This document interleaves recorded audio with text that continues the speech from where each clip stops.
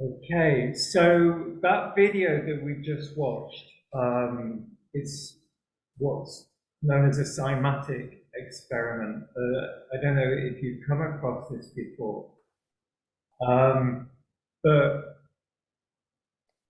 to me, when I saw this, it kind of gives a clue to everything, to like the creation of the universe, to the creation of us within it, to our health. And what I'm going to share with you now is not traditional Reiki teaching. That's all in here. The traditional Reiki stuff is all in here. And it's good. I'm not saying it's not valuable. Please do read it. I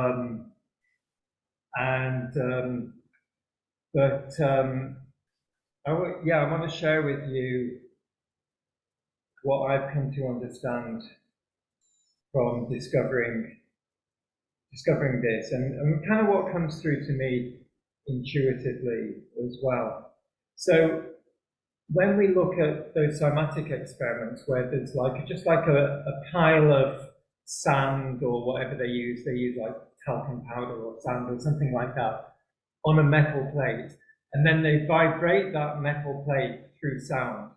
So the metal plate is essentially exposed to the vibration, the frequency, these words that we're using. And then that sand starts to take a shape that is created by that frequency, by that vibration. And you could see that as the frequency raised, the shapes that the sand formed became increasingly intricate and more beautiful. And for me, it's not a huge leap in my imagination or my understanding to go from there to the human body. To the human body being held in form, its form, by a whole symphony of sound that we can't hear because it's outside of our range of hearing. Not just the body, but everything, whether it's, something, as kind of mundane as a bottle or a rock or a mountain or a planet or the universe or at whatever scale, or a cell or an atom. And actually, when you zoom in on an atom, there's nothing there. There's nothing physical there. There's only the vibration. There's only the frequency and the vibration. So for me, this gives a great clue as to how we come into being and how we stay in being. So we are constantly being played like that bamboo flute through the symphony of the universe. It's playing through us all the time. And that's holding us in form through that cymatics. And on a flute there's holes, isn't there? So we're a flute. We have 7 holes. These are called the chakras. And we're gonna get to the chakras, not today, because I don't think we'll have time today. But we will get to the chakras, and the chakras play a major part in this. But I think for now, that's what I'd really like you to take from this, that it's the sound that is the energy of the universe. It's source, it's grace, it's prana, all these words that we've been using to try and capture this. It's this sound, it's this symphony. And that symphony plays through everything and manifests through everything, from the rock to the whole universe, to the bug, to the can't think of, you know, everything is a manifestation in the physical of this sound. And each of us is our own symphony. My symphony is different than each of your symphony, you know? And it's allowing that symphony to play through us that keeps us healthy. Now, when we resist that symphony playing through us, then we become sick. And not only is each of us as a physical body a whole symphony of sound, but within that there's lots of other you know, musical sound experiences going on. One's called your liver, another's called your heart, another one's called your toenail, or whatever. So each of those is also a particular consequence of its own cymatics. And this then starts to ask the question, then why do we get sick? You know, if that's the case, why do we get sick? And this is where our emotions come into it. And because one of the ways that we as beings experience and decode this range of frequency that is our experience is through our emotions. You've all heard this before, but emotion, the word emotion is energy in motion. As energy moves through us, we decode that as what we call an emotion. And from an energetic perspective, there's no such thing as a good emotion or a bad emotion. It's just energy moving through us. But what we do, because we have consciousness, and we have this ability to, you know, to let's say judge our experience, we judge those emotions as being good and being bad. Now, when that energy that's moving through us, and remember, none of it is either good or bad, it's just constantly moving through us. I don't know about you, but I can go through the whole spectrum of emotions in one day very easily, and back again. You know, these days I can go from crying on the floor to dancing around the living room laughing in the space of a few minutes. I don't know what's going on, but the energies are going absolutely insane at the moment, you know, and this is how we experience these energies. And of course, when those energies are what we feel good, or emotions that we think of as good, we rarely offer any resistance to those. I say rarely because there are people that do,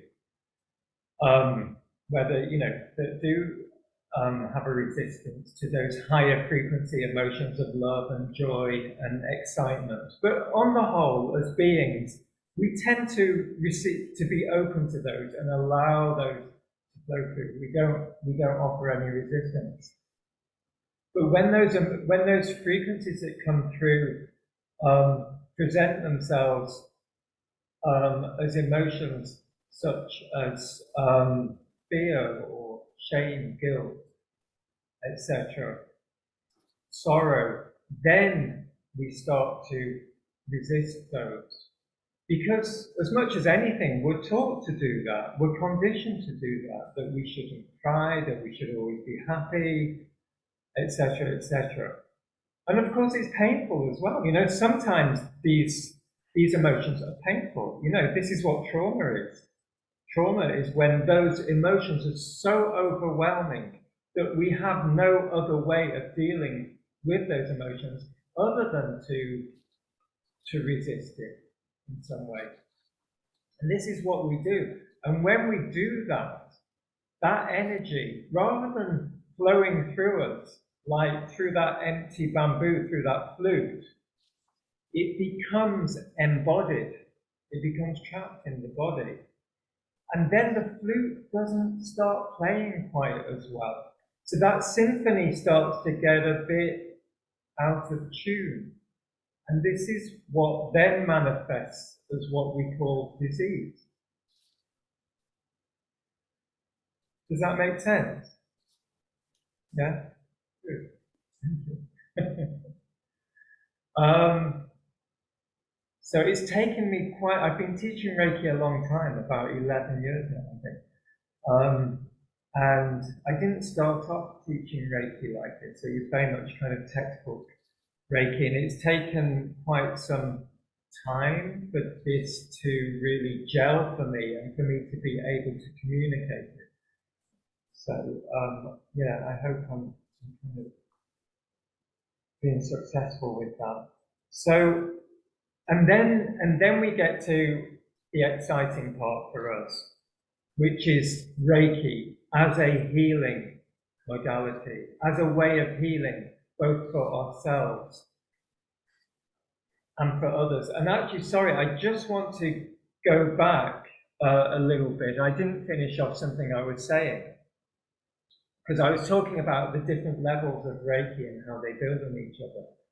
So Reiki Level 1, which is what we're doing right now, which is the first level, it's really focused on self-healing. You know, and if you think of that, you know, what they tell you on the aeroplane, put your own oxygen mask on before you help others. Reiki Level 1 is putting your own oxygen mask on. So that you're then well prepared and well equipped to then go starting to support others on their healing journey. But if we just dive in, trying to support others on their healing journey now, we're going to end up sick, and it's going to drain our energy, because we're not going to know how to protect ourselves energetically. We're not going to know how to maintain our energy levels and stay connected to this key. So we need to learn how to do that first. So that's what I'm going to teach you in this course. And by the time we finish this course, you're going to have a self-healing practice, which will be accessible to you all the time, daily,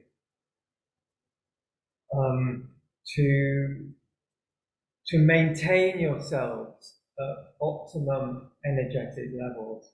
And then when we go on to do Reiki Level 2, then we start to learn how we can best use the Reiki for healing with others.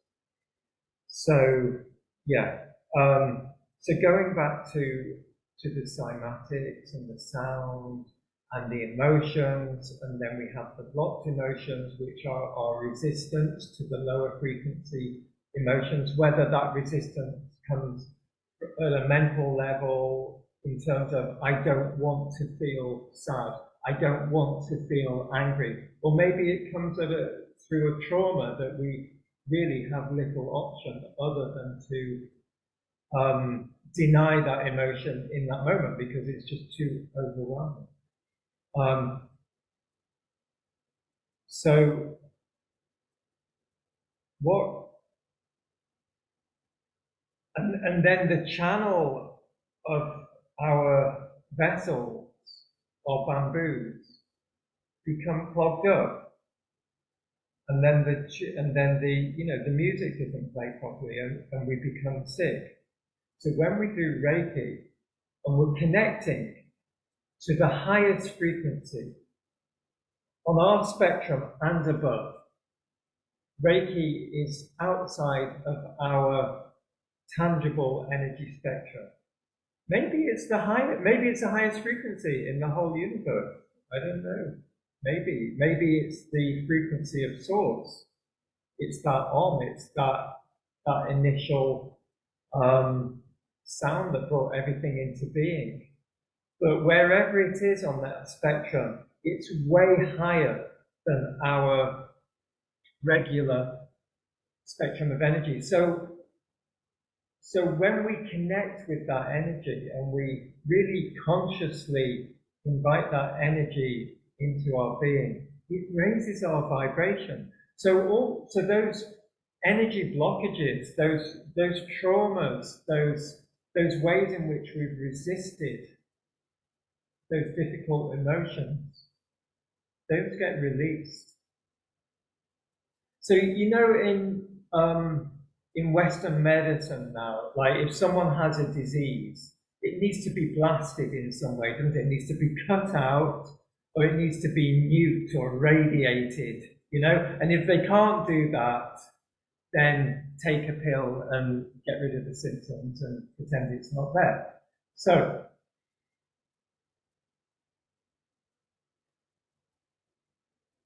we're not trying to get rid of these bad energies.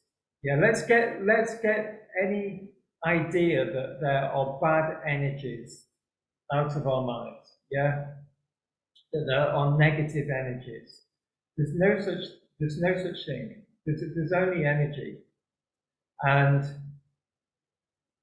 we're not looking to get rid of these lower vibration energies that we've embodied, you know, from our traumas or whatever. Don't think of these as bad, and this is really important, you know. And anyone, and I'm sure that, you know, well, I'm not sure, but maybe amongst you now, you know, there may be those amongst you that have recovered from serious illnesses. And you don't do it by being in resistance to those. You don't do it by thinking, by energetically, mentally, and emotionally resisting them. At some stage, there has to be a kind of acceptance, and so in Reiki, we're really bringing love into the situation. We're bringing in the frequency, the vibration of love. And one of the things that is so beautiful about practicing Reiki is just the way it opens up the heart. It's such a beautiful, beautiful thing energy to connect with and experience. And it's that heals. So we don't heal anybody, as Osho told us right at the beginning. Yeah, but we dedicate ourselves to being as empty as possible, which means healing ourselves as much as we possibly can through the practice of Reiki. And we all have our own practices for self-healing. You know, we think we're conscious of the foods that we eat, the company that we keep, the media that we expose ourselves to. We ground ourselves, we meditate, and I'm sure there's many others off the list there that could be added. But we all have. So it's about doing that work to keep ourselves as empty as possible, empty of trauma, empty of these low vibration energies that we have kind of embodied through our lifetimes. This is what healing is. It's about releasing these, you know. So becoming whole, becoming a Buddha, a Christ, enlightened, whatever you want to call that, whatever language you want to use. It's not about getting from where you are now to some other place, some other destination that's going to take time and takes effort, and there's going to be sacrifice to make, and there's going to be you know, inertia. It's time. No, it's a process of letting go. It's letting go, and we can do that in a moment. We can all do that in a moment. You know? And this is what Jesus Christ taught us. And there is always that potential. And this actually segues really well into the next YouTube video that I want to share with you. Does anyone want to say or ask anything before I move on? Or are we all good? Yeah. It's kind of weird doing these Zoom classes. I'm used to teaching in person, you know, which it's much more interactive. But I really, I'm really grateful to you all for kind of staying quiet, because Zoom kind of works like that, doesn't it? So yeah. Well, I have a comment about cymatics that we're also excited about. I just want to point out that cymatics are also very well done. I mean, can be visualized through the medium of water. And our bodies are made of water. And more than that, every single membrane in our body, like cells surrounded by a plasma membrane, right? So all these frequencies that we are subjected to, either high or healing or killing frequencies, they all imprinted in our every single cell in the membranes of our cells. And that, can you imagine how it affects us on a cellular level as well? Not only like in the consciousness and everything. So we have to be really careful what we are listening to, what we choose to think about, what feelings are we cultivate on a regular basis, because it's all imprinted in our very own bodies, and who knows how it could manifest in sometimes very soon, almost instantly, sometimes in a while ago, in the future. But the bottom line is it's extremely powerful, and regardless of whether or not we realize it, this frequency, we are very well, yeah. No, absolutely, Elena. And I don't know if you just said this or not, but also water has memory. It holds that. Did you say that? Yeah. And I didn't say that, but I think it's kind of obvious now. Yeah, it's obvious, isn't it? Yeah. So, and it may, when we talk about holding these traumas, etc., then becoming embodied, I'd strongly suggest that it's in the water of the bodies that they become embodied. So I'm not going to play the video now, but I also, if you go to, I don't know which page it is in the manual, there's a page of kind of like references of reading and videos and stuff like that. And there's one for, it's page 42. There's a link for a video of Emoto's work. I'm sure many of you are familiar with that, with the work that he did with water and really kind of observing the way water responds to energy in all its different forms. And if you haven't, if you're not familiar, watch it. And if you are, watch it anyway, because I think to start to watch that again in the context of Reiki is a real aha, light bulb. And then there's another one that I wanted to share with you just now, and because I was just talking about this potential for instant healing, for really kind of shifting, for really letting go of all those layers, all that stuff that we're holding on to. It doesn't have to take time. It doesn't have to take effort. And I've got an amazing video here that I want to share with you that really illustrates this. I hope I do a better job than last time in getting this going. I don't know if I need to actually start that window before. Yeah, okay, now I get it. So I have to open that first.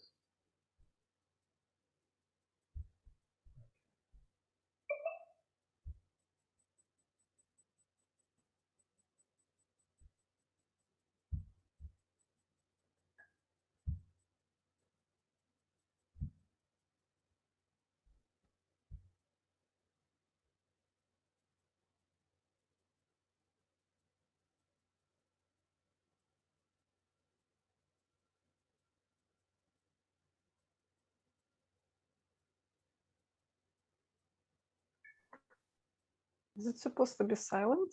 No. The prayer out of the realm of academics and into something that's very real that we can apply in our lives. I'm going to just rewind it. I have my earphones. In the late 1990s, I had the opportunity to do precisely that. When I saw the footage documenting the healing of a life-threatening condition within the body of a living woman using precisely the kinds of techniques that we're speaking about right now. For me, it was this kind of information that took this lost modality of prayer out of the realm of academics and into something that's very real that we can apply in our lives.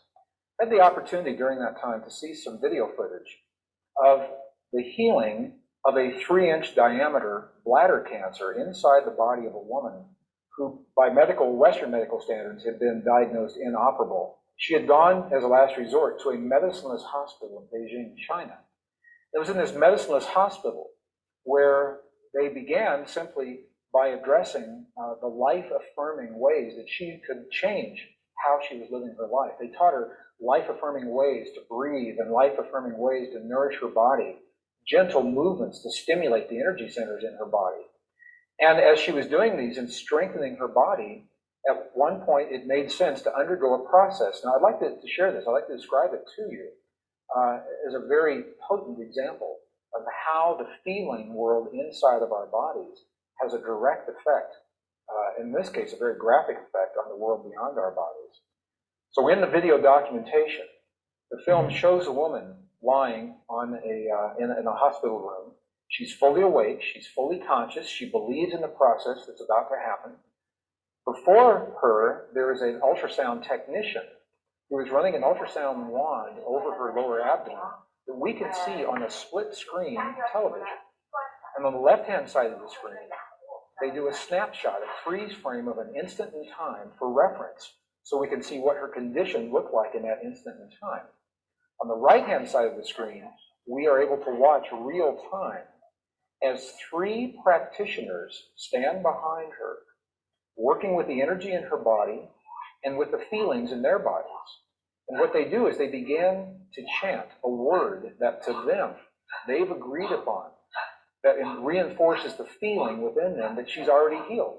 The chant essentially says, already healed, already done. And as they begin to have this feeling and to say these words among themselves, on the computer screen, on the television screen, we can watch in real time this cancerous tumor as it disappears in less than 3 minutes, real time. It's not like time lapse on a documentary where you see a rose unfold in 30 seconds in something that normally takes days. This literally happens in less than 3 minutes. Her body responded to the feelings of the practitioners who were trained to have the kinds of feelings that they were having. And all they were feeling was the feeling of what it feels like to be in the presence of a woman who is already healed, fully enabled, fully capacitated. They were not seeing her as a woman who was sick, and they weren't saying, bad cancer, you've got to go away. Very, very different way of thinking about things. And it's a very graphic example of precisely how this principle works. I had the opportunity to speak to the gentleman, Luke Chen, that actually created this film. And I asked him a question. I said, what if those 3 practitioners weren't there? Okay. As you can see, I get a little bit muddled with the technology sometimes. So, yeah, I mean, when I came across that, it was fascinating.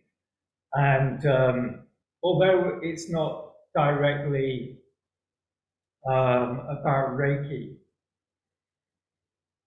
it really is gives us an example of how the feeling world relates to the physical world and where our bodies are within that, you know? And as much as I think we all know now, you know, all being like humanity just about understands now that our feelings have a great impact on our bodies, and that, you know, the negative, low vibration feelings, you know, are very much involved in making us unwell, making us sick. And we can, in the same way, we can use those to make us well again by, you know, by really nurturing those kind of like positive feelings. So back to Reiki as well, you know, again, Reiki is the vibration of unconditional love. Love is the highest frequency. It heals everything. It really, really does. So which kind of really leads me to that question of, you know, what can Reiki heal? And potentially it can heal everything. It can heal everything. There needs to be a couple of factors there. There needs to be our real knowing as Reiki practitioners that healing can happen. And notice I'm not using the word belief. I've recently, I don't know, it recently came to me that actually the word belief still has some kind of room for doubt in there. So we have to get to a place of knowing, yeah? And when we do, and then the person that we're working with, or if the healing is for ourselves, but there also has to be knowing in that reciprocity, in that receiving. And if there is, then that kind of the kind of healing that we just saw can happen. Unfortunately, that's often not the case. You know, there will be doubt in there, whether it's from us as the practitioner or the person that's receiving. Now, when it comes to the person that's receiving, there's maybe not that much. I guess we can help them to kind of to be more believing in the process, but ultimately that's outside of our control. But for us, we have to get to that place of knowing. I think, Claire, you did a really good video the other day about that difference between believing in God and knowing God, and it's exactly the same thing. If we know, this is what Jesus did. He knew God so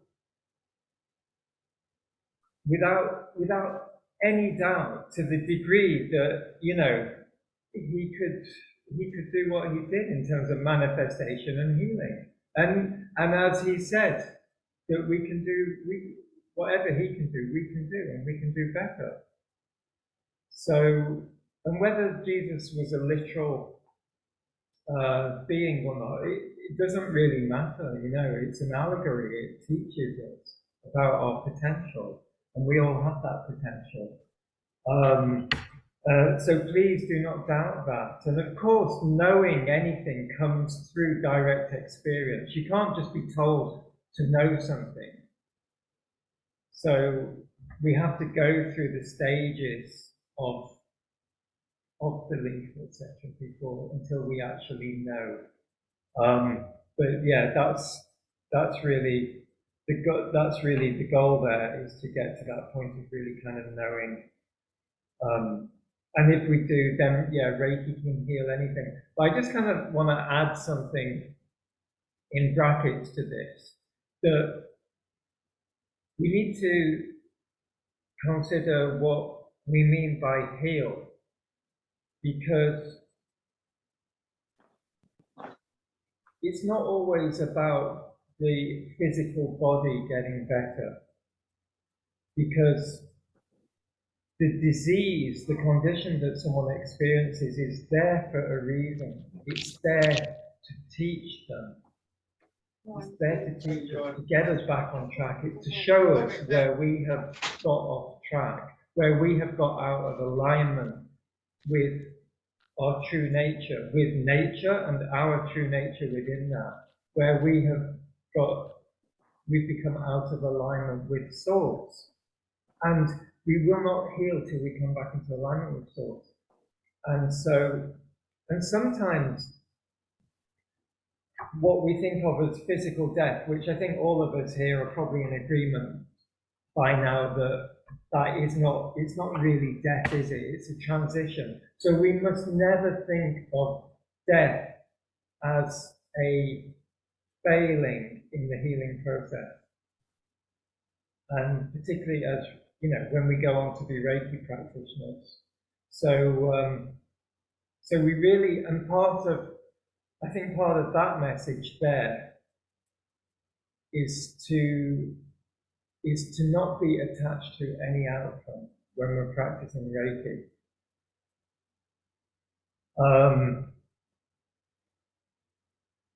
To really trust that whatever is meant to be will be, and whatever healing is meant to happen will happen at the rate, the pace, in the way that it's meant to happen.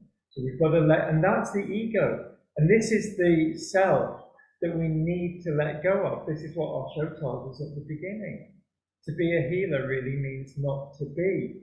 The not being means not being the ego self, which is attached to an outcome, which is attached to suffering, which is attached to success. So, we have got 2 minutes. Simon, do you have any strategy? So very, very quickly, before we next meet, I've given you a link. In fact, I might send you some notes in the group chat if we get cut off about your homework. But there's a movie called What the Bleep Do We Know? I've given you a link. Please watch that. It's an old movie. You might have watched it. But again, watch it in the context of learning Reiki. And also the video about, yes, it is Kate. And yeah, the video about Emoto and the messages in water. And then I will also, in the group chat, I'm going to put down the page numbers of the pages that I would like you to read before the next session. Because I think we're just about out of time now. So thank you very, very much. I don't think we've got time for any questions now, but maybe we can start the next session with any questions that do come up. Okay. Thank you. This was wonderful. Thank you all Thank you. so much. Thank you, Simon. Enjoyed it. See you Bye. next week. Bye. Thank you, Simon. Thank you.